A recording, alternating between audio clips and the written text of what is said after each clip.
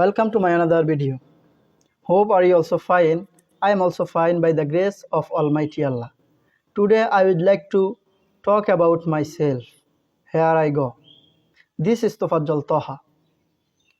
Actually, I live in Chatpur, Kochua to be more exact. Recently, I have completed my HSC and freelancing course. Now I have been doing my English spoken course since March. We are three siblings and I have two sisters. My father's name is Jahangir Alam and my mother's name is Taslima Tunni. My father is a businessman and mother is a homemaker. I'm interested reading Holy Quran, listening to Islamic songs. I'm interested Islamic as well culture.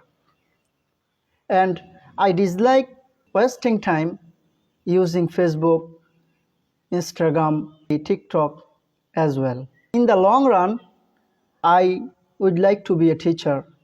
I would like to be an Islamic scholar. I would like to be an Islamic singer. So that's all about me. Thank you guys. Allah Hafiz.